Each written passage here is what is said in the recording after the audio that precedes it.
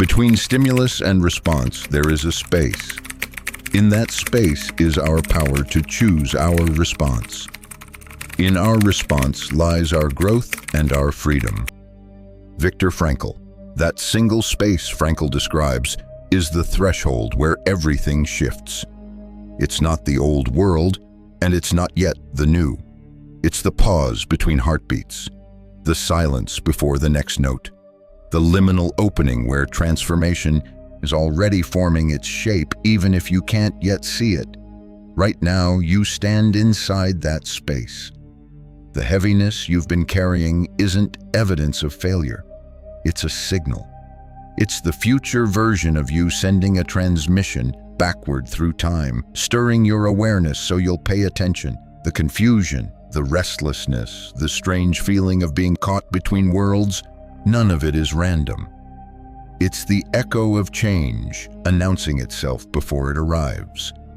Most people misinterpret this phase. They call it burnout, or they believe they've lost direction. But what looks like stagnation is actually the deep work of reorganization. Just as the caterpillar dissolves into imaginal soup inside the cocoon, unseen but radically remade, your own identity is breaking down its familiar structures to prepare for emergence. To the outside eye, nothing may look different, yet within, a reordering is underway. This is not a collapse into emptiness. It is the charged stillness of becoming. And if you can trust the discomfort, if you can stay with the uncertainty, rather than rushing to escape it, you'll find that this threshold is the birthplace of freedom itself. Step closer into this liminal territory, and you'll notice how it defies the logic you were taught to trust.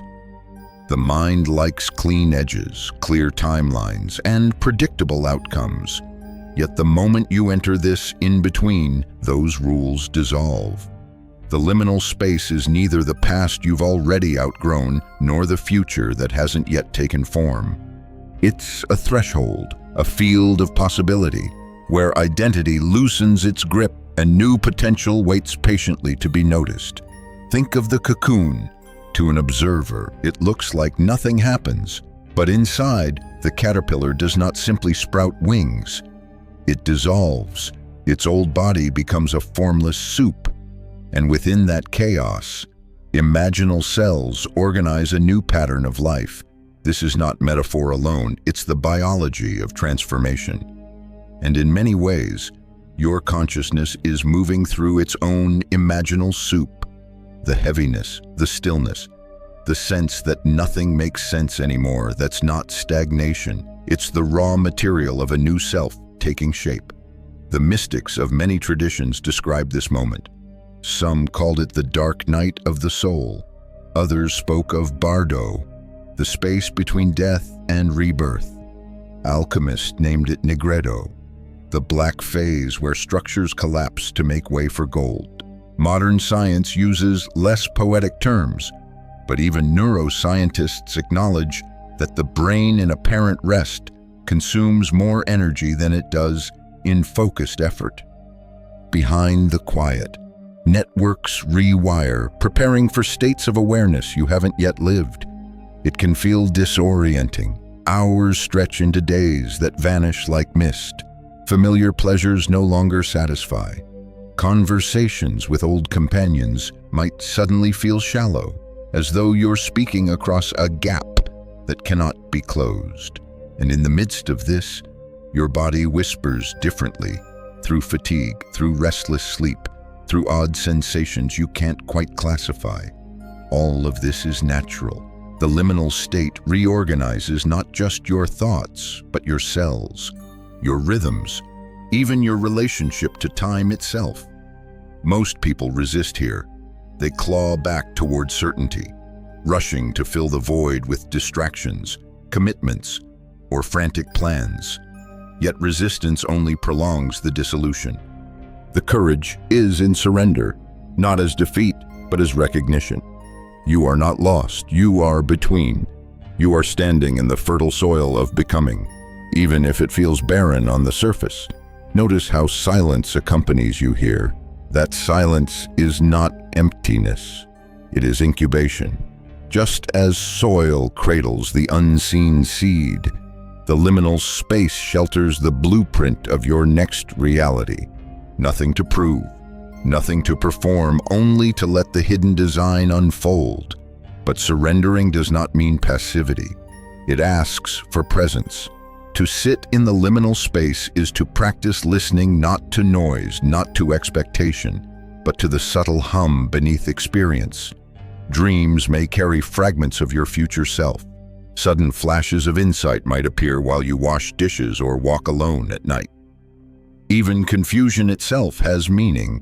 It shows you that the old map no longer applies, because the terrain has shifted. This is where paradox becomes your teacher. You are both dissolving and emerging, both ending and beginning, both emptied and overflowing with unseen potential. Holding that paradox without rushing for resolution builds the muscle of transformation, like a musician learning to dwell in dissonance before the harmony resolves. You are cultivating the strength to endure uncertainty, because uncertainty is the birthplace of genuine freedom. The liminal state is a sacred passage. You will not walk it forever, but neither should you try to escape it too soon. When the time comes, the structures will crystallize, and the next version of your life will reveal itself with startling clarity. Until then, you are invited to rest in the space between breaths, to trust the intelligence of the process working through you, and to remember what feels like stillness is actually movement of the deepest kind. Time is supposed to be steady. That's what you were taught: seconds ticking evenly, minutes stacking into hours, hours unfolding into days. But in this transitional space, time refuses to behave. It stretches, contracts, folds back on itself. A day might feel endless, and then a week disappears without a trace. What you're experiencing isn't a malfunction. It's the loosening of your consciousness from the rigid grip of linear time. Einstein reminded us that time is relative, measured by the frame of the observer. As your awareness shifts, so does your frame. You're no longer locked to the narrow clock face of ordinary perception.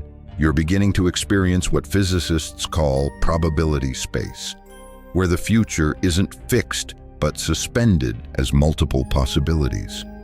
That's why moments feel strange. Your consciousness is tasting realities that haven't yet collapsed into form.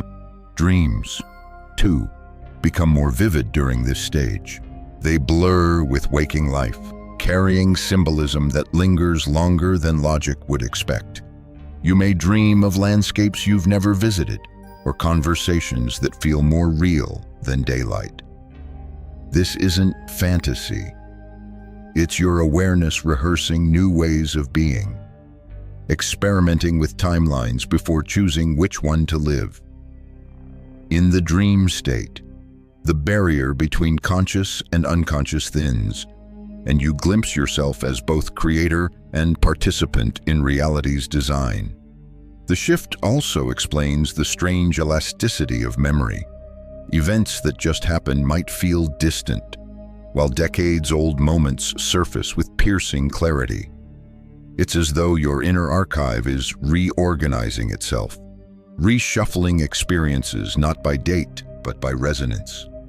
Old stories rise because they contain threads you'll need for the future. Recent ones fade because they no longer anchor you. Time is not erasing itself, it's reorganizing around who you are becoming. For many, this is unsettling. Our culture is obsessed with efficiency, schedules, and punctuality. When time slips its leash, the ego panics. It asks, "Am I wasting my life? Am I falling behind?" But the truth is the opposite. You're no longer confined to the conveyor belt of linear progress.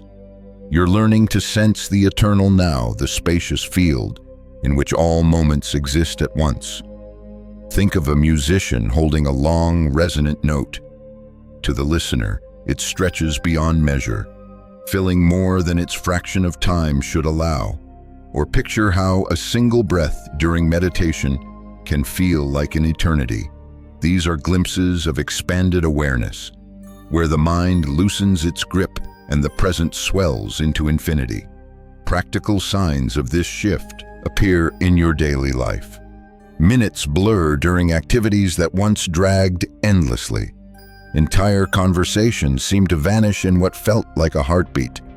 Conversely, silence stretches, and an instant of insight feels like it contained an entire lifetime. This is not distraction, it's a symptom of consciousness interacting with time differently. Rather than resisting, begin noticing the patterns. When does time expand for you? When does it collapse? These fluctuations are clues. They reveal where your consciousness is already resonating with the future you're stepping toward. Long stretches of emptiness might be incubators for creativity. Sudden collapses of time might mark the moments your awareness aligns so strongly with possibility that the clock simply can't keep pace. And here's the deeper invitation: stop treating time as your master. Begin relating to it as a partner. Instead of pushing forward on a rigid schedule, allow intuition to guide when to act and when to pause. You'll discover that opportunities arrive with uncanny precision, not because you forced them, but because your internal rhythm aligned with reality's larger design. This distortion of time isn't a glitch, it's a sign. It shows you that your awareness is stretching beyond ordinary dimensions into probability itself. You are no longer merely tracking the hours, you are learning to shape the tempo of your life by resonance, not by the relentless tick of the clock. The body is often treated like a machine. Push harder, fuel it, keep it running. But in moments of deep transformation, your body is not simply surviving change. It is the stage where change is rehearsed, enacted, and woven into form. Every ache, every restless night, every strange surge of energy carries meaning. What feels like weakness is often evidence of recalibration. Neuroscience gives us a clue. When the brain appears to rest, it actually consumes more energy than during focused activity. This is the work of the default mode network, integrating experiences, stitching together memories, and preparing you for new ways of being. The exhaustion you feel may not be depletion, but construction, your neural pathways laying scaffolding for awareness you haven't yet lived. Ancient traditions echoed this understanding long before MRI scans. Yogis spoke of kundalini rising energy spiraling through the spine, reorganizing consciousness. Practitioners of Chinese medicine described qi shifting, realigning the body's subtle currents. Each language points toward the same truth. The body does not lag behind transformation. It participates, often leading the way. Notice how symptoms appear at thresholds. Strange dreams crowd your nights, vivid and symbolic. Muscles feel heavy, or energy pulses through your limbs in unpredictable rhythms. Digestion shifts, sleep patterns scatter. These aren't malfunctions, they're the echoes of a system tuning itself to higher frequencies, like a musical instrument stretched and tightened before it can sing. Your body vibrates with the tension of new alignment. Epigenetics offers another key. Our beliefs, thoughts, and perceptions can influence which genes activate or deactivate. Imagine that your cells responding to consciousness, rewriting their instructions based on the patterns you embody. Transformation isn't just psychological, it is cellular. Every thought of trust, every surrender to the unknown sends new signals to the body, teaching it how to house an expanded self. Of course, discomfort arises. The ego interprets these signals as something wrong. Fatigue must be illness. Restlessness, something's broken. But pause before labeling. Ask instead, what if this tiredness is the cost of growth? What if the heaviness is not decline but preparation? The butterfly doesn't stretch its wings in comfort. The snake doesn't shed its skin without friction. Likewise, your body cannot remain the same while your consciousness expands. There is a subtle intelligence at work here. You might notice foods that once satisfied now feel heavy, while unexpected cravings surface. Perhaps solitude feels essential, while crowds overwhelm. These are not arbitrary preferences, they are signals. Your body is attuning itself to an environment that matches your new resonance. Honor these impulses. Trust what nourishes you, even if it confuses your old routines. Modern language sometimes dismisses this stage as burnout, but burnout implies depletion, an endpoint. What's happening is closer to ignition systems overheating briefly as they reconfigure to channel more current. Imagine rewiring an old house to carry higher voltage. Lights may flicker, circuits may strain, but when the work completes, the capacity is greater than before. That's your body, now a vessel rewired to conduct more awareness, more energy, more possibility. The key is listening. Instead of forcing productivity through fatigue, lean into rest as sacred. Instead of fearing unusual sensations, observe them as communication. Instead of pathologizing every disruption, consider what pattern might be dissolving so a new one can emerge. The body speaks in rhythm, in sensation, in pulse. Your task is not to silence it, but to translate it. And here lies the paradox: the more you learn to surrender into the body's recalibration, the stronger it becomes. Resistance drains energy, acceptance channels it.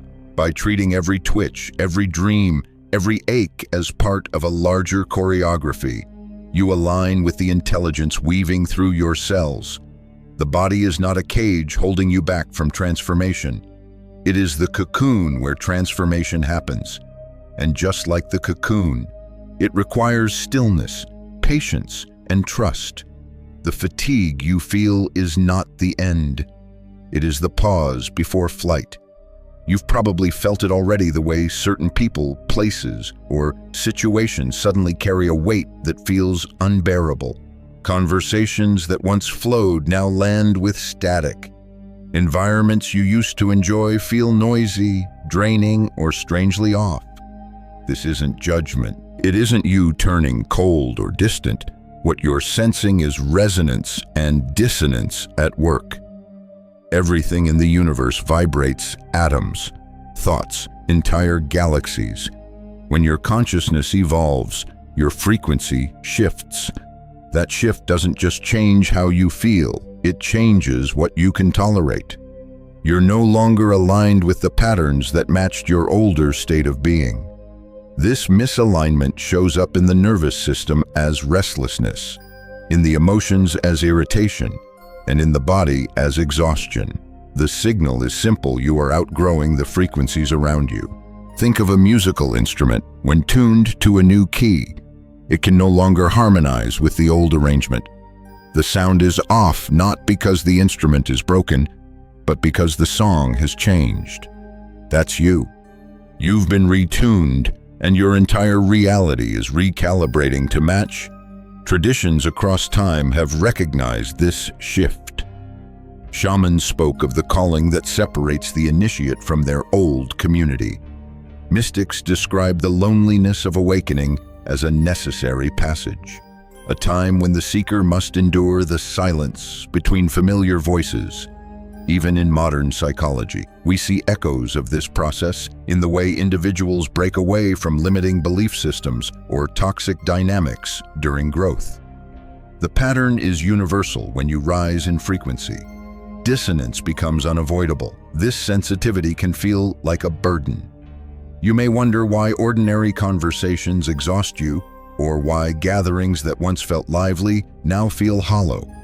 But beneath that discomfort lies guidance. Your system is teaching you discernment, the ability to feel truth beyond words, to sense alignment beyond appearances. Resonance becomes your compass, and dissonance becomes a boundary. Relationships reveal this most clearly. Some people seem drawn closer without explanation, inspired simply by your presence. Others pull away, uneasy, even hostile. Neither reaction is truly about you. It's about frequency. Those who resonate will rise with you, finding harmony in your new vibration. Those who resist will distance themselves, not because you're wrong, but because the contrast unsettles them. The same applies to environments. Certain places feel nourishing, as though the air itself supports you. Others feel heavy, even toxic. Notice the difference. Trust your body's signals, the sigh of relief in one space, the tension in another. This is not sensitivity as weakness. It is sensitivity as intelligence, guiding you to the soil where your new roots can grow. Even your dreams participate. Symbols may show up as rooms you've outgrown, roads that no longer lead anywhere, or voices fading into silence. These aren't random images. They are the subconscious echo of your evolving resonance, reminding you that the old cannot house the new. And here's the challenge: it's tempting to cling, to keep the relationships, jobs, or routines that once felt safe, to explain away the discomfort, to pretend nothing has changed. But resisting resonance always costs more than surrendering to it. You'll drain energy trying to sustain what no longer harmonizes, while spaciousness awaits on the other side of release. The loneliness that arises is not punishment, it's preparation. When you step into new resonance, the connections you need are already waiting at that frequency. They can't reach you while you cling to the old, but once you release, the new becomes visible. This is how resonance works. It doesn't leave you empty, it leads you home. So when dissonance grows loud, hear it for what it is: guidance, not rejection. Let it separate what belongs to your emerging self from what belongs to your past. Trust the pull toward spaces, people, and experiences that feel lighter, truer, more alive. They are the notes of the song you were always meant to play. The closer you move toward transformation, the louder the old self protests. This resistance is not proof you're failing, it's proof you're succeeding. What you feel as inner conflict is the ego's survival instinct, desperately trying to preserve its familiar territory. The ego is not evil, it is a structure built to keep you safe, to give you continuity. Yet when growth arrives, it interprets change as danger because to the ego, change feels like death. Think of a snake whose skin has grown too tight. The shedding process isn't graceful. The snake rubs against rocks, presses through narrow spaces, and endures the friction of separation. For a time, it may even look distressed, but this discomfort is the only way it can step into greater freedom. Your ego is that old skin, protective once, constricting now. Every ache of discomfort signals that you're outgrowing who you used to be. Alchemy used another metaphor. Practitioners called it nigredo, the blackening stage where all known forms dissolve into chaos. In their laboratories, substances were broken down, burned, or reduced to ash before transformation could begin. They saw this dissolution not as destruction, but as necessary purification, the precondition for new order. In the same way, your inner structures, beliefs, habits, identities must pass through their own burning phase. What does this feel like? Confusion, self-doubt, waves of fear, even anger. The ego throws up every defense it can: critical thoughts, compulsive distractions, sudden cravings for old patterns. It wants to anchor you in the past because the unknown terrifies it. But look deeper, those reactions are not evidence that you're broken. They are evidence that the old scaffolding is cracking under the weight of your expansion. To navigate this, compassion is essential. Too often, we try to kill the ego, to declare war on it. But resistance to resistance only tightens the knot. Instead, see the ego for what it is, a frightened guard at the gate. Thank it for its service, acknowledge its fear, and then step through anyway. Transformation isn't about annihilation, it's about integration. The old skin is shed, but the snake lives on, renewed. There's a rhythm to this process. At first, resistance feels overwhelming, as though it could swallow you whole. Then, as you learn to breathe through it, moments of clarity break through like shafts of light in a dark forest. You realize the storm is temporary. Beyond the noise, a deeper stillness waits. Every time you lean into that stillness, the ego's grip loosens. Notice how your body participates. Resistance often shows up somatically: tight shoulders, shallow breathing, restless energy. These are cues. Instead of battling them, use them as invitations. Stretch. Breathe slowly. Place a hand on your chest. Small gestures remind the body that safety exists even in uncertainty. The more you ground yourself in presence, the less power the ego has to hijack the moment. This phase is not a mistake, it is initiation. Every tradition has its trials: the desert wandering, the long night, the tests of endurance. Yours may not look dramatic on the outside, but within, you are crossing thresholds just as profound. Each wave of resistance overcome strengthens your capacity to navigate future thresholds with grace. And here's the quiet miracle. The very friction you fear becomes the fuel of transformation. Just as muscles grow through tension and fire is born from striking stone, your expanded self emerges through the resistance of the old. Without that tension, growth would never anchor. With it, the new identity takes root in lived reality. So the next time resistance rises, pause. Recognize the ego's panic for what it is: a signpost that you're leaving familiar ground. Let discomfort remind you that the old skin is too small, that the fire of alchemy is already burning, that Negredo is not the end but the beginning.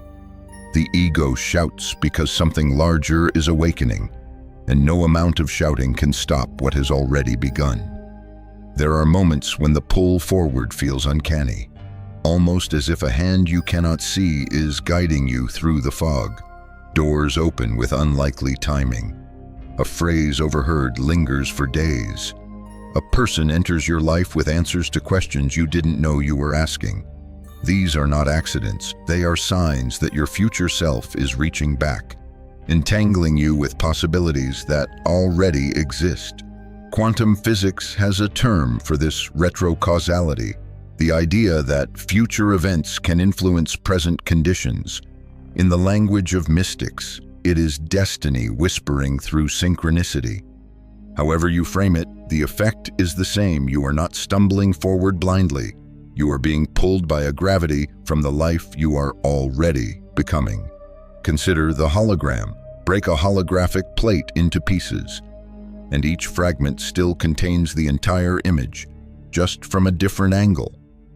Consciousness operates the same way. Each fragment of your experience carries the blueprint of your wholeness, the dreams that haunt you, the coincidences that stir your curiosity, the intuitive nudges that refuse to fade. All are fragments of the larger picture calling itself into focus. Think of the times you felt déjà vu, that eerie sense of, I've been here before. Maybe you hadn't visited that place or met that person in this lifetime, but your awareness brushed against it in potential.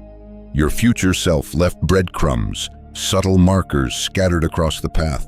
So when you arrived, recognition would outweigh fear. This phenomenon isn't reserved for mystics. It happens in practical life. 2.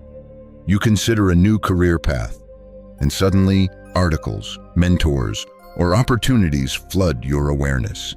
You think of reaching out to someone, and they message you first. The timing feels too precise to dismiss. That precision is coherence, the alignment between your expanding awareness and the reality it is summoning. Skeptics might call it coincidence, but notice how these coincidences multiply when you're attuned. The more you trust them, the more they appear. It's as though consciousness is waiting for permission. Once you treat synchronicity as guidance instead of anomaly, the bridge between who you are and who you're becoming strengthens. This bridge is not external, it runs through you. Your future self exists in potential, fully formed yet waiting. When you lean into resonance, when you follow the spark of intuition, you give that version of you access to the present moment. Choices become collaborations across time. Every step you take now is both your action and your future self's invitation. The challenge, of course, is trust. Logic resists. It wants a clear map, proof, guarantees. But intuition operates differently. It doesn't hand you the full blueprint. It offers the next stone in the river. Only when you step does the following stone appear. Trusting synchronicity means accepting that the path reveals itself step by step, guided by a wisdom that already knows the destination. Notice how this changes your relationship with fear. When you believe the future is blank, fear fills it with shadows. But when you sense your future self collaborating with your present, fear loosens. The unknown is no longer an abyss, but a conversation. You are not walking alone. You are being escorted by the version of you who has already crossed this bridge. Even when confusion lingers, hold to this truth. The fragments add up. The dreams, the déjà vu, the uncanny alignments, they are not distractions.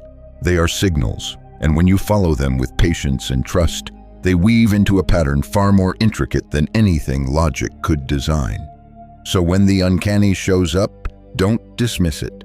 Treat it as a message. Pause, listen, lean in. The synchronicities are not random. They are the fingerprints of your future self, already reaching into the present, already guiding you home. Up until now, the focus has been on you, your body, your mind, your timeline, your transformation. But evolution never happens in isolation. Every ripple in your awareness moves outward, touching the field around you. What you experience as personal change is simultaneously a contribution to the collective. Your shift matters not just to you, but to the larger web of consciousness that connects us all. Rupert Sheldrake called it the morphic field, an invisible informational network linking all living systems. Imagine it as an ocean of resonance. When one drop changes its vibration, the wave that follows alters the entire surface. This means your breakthrough, however personal it feels, makes it easier for others to step into similar breakthroughs. Every time you trust the unknown, every time you embody a higher frequency, you're adding coherence to the field others are also navigating. Consider how a single person can light up a room. Their calm steadiness eases tension, their laughter spreads. Their presence alters the chemistry of the space without words. On a larger scale, your evolving presence does the same. Your capacity to remain grounded in uncertainty, your willingness to surrender into transformation, these are not just private victories, they broadcast into the collective, strengthening pathways that others can recognize and follow. This is why your struggles matter. When you move through resistance, you create a template of resilience that others unconsciously sense.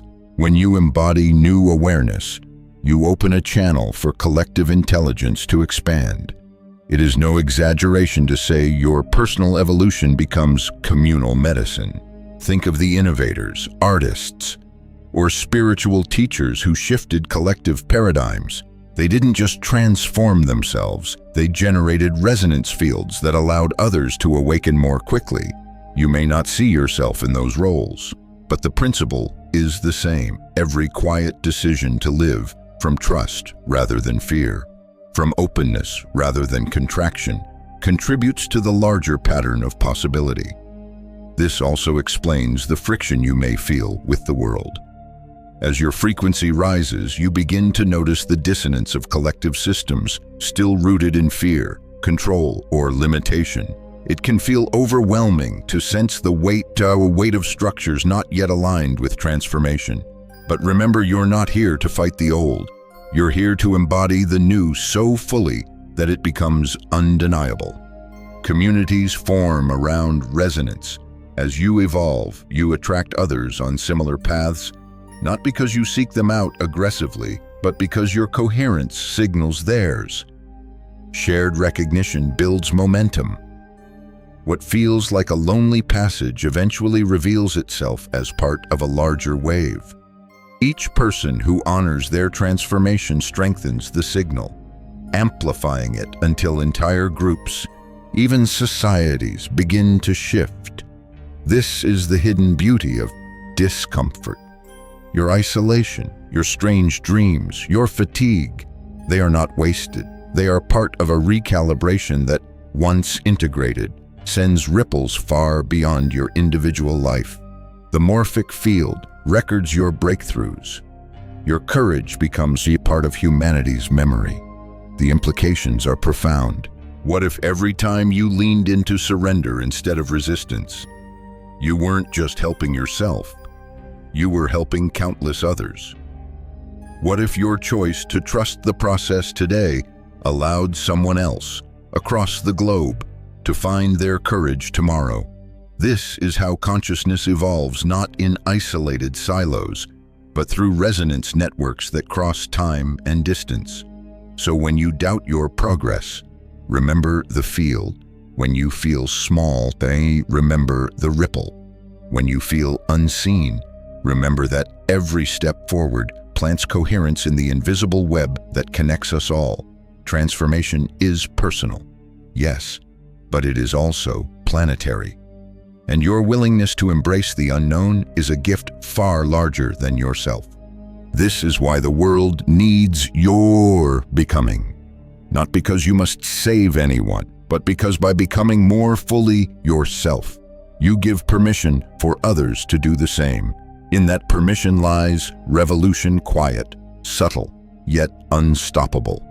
There's another current moving beneath all of this creativity, not the casual kind that decorates the margins of a day, but the deep creative surge that arrives like a blueprint from somewhere beyond. These visions, ideas, and impulses may come suddenly half-dreamt images, fragments of song, concepts for projects or life changes that feel both impossible and inevitable. They're not fantasies, they're transmissions. When consciousness expands, it doesn't just dissolve what was, it begins to download what will be. In quantum terms, these visions are possibilities waiting for collapse into reality. In spiritual traditions, they're described as inspirations or divine sparks. And in psychology, they might be called archetypal images rising from the collective unconscious, whatever language you choose. The effect is the same. Your imagination is becoming a window into your emerging future. Think of dreams that linger long after waking, a landscape you've never visited, a symbol that repeats across nights, a conversation that feels more vivid than waking life. These are not random firings of neurons. They're rehearsals, your psyche practicing new ways of being before you step into them consciously. In this liminal stage, the veil is thin. Your dreaming mind acts as a theater, where the blueprint of your next self is already in production. Creativity, then, is not optional. It is the natural overflow of transformation. Just as new skin must form after the snake sheds, new expressions must pour through the cracks of your dissolving identity. If you ignore them, they'll return louder, restless energy, agitation, or a sense of being haunted by something unnamed. If you honor them, they become pathways, grounding the intangible into form. Notice how creative impulses often feel familiar. even when they're brand new. That déjà vu of inspiration is the recognition of potential that already exists in the quantum field. Your role is not to invent from scratch, but to become a channel clear enough for the pattern to flow through. This is why resistance drains you. It clogs the channel. Surrender opens it. Art, writing, invention, even simple acts of play, these are ways your consciousness integrates expansion. They are not distractions from transformation, they are expressions of it. Consider how children instinctively create when they learn. They draw, build, imagine. Their growth demands expression. The same principle applies here. As your awareness grows, it asks to be given voice, image, structure. Creativity is the language of integration, but creativity also functions as guidance. Pay attention to recurring images, themes, or urges. They're not random, they're indicators. If a certain color, symbol, or idea keeps surfacing, it carries a frequency aligned with your becoming. Working with it, even playfully, strengthens the resonance. What seems like doodling, journaling, or daydreaming may actually be rehearsal for realities your consciousness is preparing to live. Skeptics might dismiss this as fantasy, but recall every structure humanity lives within cities, technologies. Stories began as imagination. The bridge between possibility and reality has always been creativity. What you are experiencing is no different, only more personal. Your visions are not there to taunt you with what you can't have. They are there to remind you of what you're already carrying. This is why certain creative impulses feel urgent even when impractical. They don't fit your current life because they belong to the one emerging. The key is not to force them into full form immediately, but to nurture them. Sketch the idea, record the melody, journal the vision. Treat them like seedlings, fragile but alive. In time, they grow roots and demand larger soil. And here's the paradox: the more you engage these impulses, the smoother your transformation becomes. Creativity doesn't just express growth, it stabilizes it. By shaping even fragments of your visions, you anchor your expanded awareness into form. This gives your nervous system a foothold, your emotions a channel, and your mind a bridge to cross the unknown. So the next time inspiration strikes, don't dismiss it. Don't tell yourself it's unrealistic or premature. See it for what it is, a dispatch from your future self. A fragment of blueprint waiting for your participation. Creativity is not the byproduct of your evolution. It is the evidence of it. The living proof that the new you is already speaking through you. Transformation rarely travels in a straight line. You might imagine progress as an upward climb, a steady ascent without falter, but the lived reality feels more like a spiral revisiting familiar terrain, circling through old challenges, only to realize you're seeing them from a higher vantage each time. This is integration at work. It is not failure to meet an old pattern again. It is proof that you're weaving wisdom through every layer of your being. Ancient mystery schools understood this. They taught me initiates that growth moves in cycles: death, dissolution, rebirth. Alchemy framed it as stages: nigredo, albedo, rubedo, blackening, whitening, reddening. Each turn revisits what was burned away, what was purified, what was transmuted in your life. The metaphors are less ornate, but just as profound. You find yourself in conversations that echo past wounds, emotions that mirror old fears, situations that replay familiar dynamics. Yet something is different. The sting is less sharp, the choices more conscious, the perspective wider. This spiral can be disorienting if you expect only forward motion. You might ask, why am I back here again? Haven't I already learned that? But pause and notice the loop is higher this time. The insight comes quicker. The recovery is swifter. You are not repeating, you are refining. Integration means weaving new awareness through every fiber of your life until it becomes embodied wisdom rather than fleeting inspiration. Think of it like learning music. At first, you stumble over basic scales. Later, you return to those same scales. But now your fingers are steadier, your ear more attuned. What was once clumsy becomes fluid.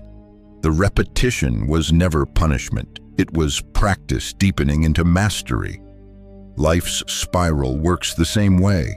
Integration also demands patience. The nervous system, the emotions, the body, they don't shift as quickly as insight does. You may understand something in a flash, but living it requires time. This is why cycles appear. Each loop gives your entire system another chance to align with what your awareness already knows. Insight is lightning. Integration is rainfall, slow, steady, nourishing the ground until seeds take root. During this phase, self-compassion is vital. It's easy to scold yourself for slipping back into doubt, fear, or old habits. But judgment only strengthens the very patterns you're dissolving. Instead, recognize these moments as invitations. Each time you catch yourself in an old loop, you've already stepped beyond it. Awareness is the proof of progress. Without it, the pattern would remain invisible. With it, the pattern becomes a choice. You'll notice, too, that integration often calls for stillness. After the fireworks of breakthrough, there comes the quiet work of embodiment. This is when the lessons settle into your bones. When the new rhythm finds its place in your daily routines, it can feel less exciting, even anticlimactic, but don't mistake quiet for stagnation. The most enduring growth happens beneath the surface, out of view, until suddenly you realize you've been living differently all along. And here's the gift of spiral evolution. It prepares you for stability in the new reality. Without integration, breakthroughs would be fleeting highs, unsustainable and fragile. With integration, transformation becomes your baseline, your natural state. The spiral ensures that when you emerge, you are not only changed, you are rooted. So as you step into this phase, release the expectation of perfection. Allow yourself to circle, to repeat, to return, always remembering that you rise higher with each loop. Trust the spiral as the design of evolution itself. Integration is not the end of transformation, it is its fulfillment. The moment potential becomes embodied presence, the spiral has carried you here, to the quiet edge of becoming. You've walked through dissolution, through dissonance, through the fire of resistance, and emerged carrying fragments of a larger truth. You were never lost. You were being remade. Notice what has shifted. The heaviness that once felt like failure now reveals itself as incubation. The distortions of time that unsettled you are now signposts of expanded awareness. The fatigue in your body once feared as decline was the effort of rewiring, of building capacity for more light, more possibility. Even the loneliness, the friction, the uncanny timing of events, each was a thread in the fabric of your becoming. You are not the same person who began this journey, and yet, the essence that remains constant, the witness, the awareness behind every threshold, has been with you all along. That is the paradox. Everything changes, and yet the deepest part of you is unchanged, holding space for transformation to unfold. So as you step forward, carry this remembrance: discomfort is not the enemy. Uncertainty is not punishment. Both are evidence that life is weaving you into alignment with futures you cannot yet imagine. Trust the strange dreams. Trust the dissolving skin. Trust the silence between breaths. Because the truth is simple. Though not always easy, transformation is not happening to you. It is happening through you. And the ripples of your becoming stretch far beyond your own life, strengthening the field for countless others. So breathe here at the edge of emergence. Let gratitude rise for the mystery that has carried you, and for the unseen self that already knows the way. The next chapter will reveal itself in time. For now, rest in the knowledge that you are exactly where you need to be between worlds, becoming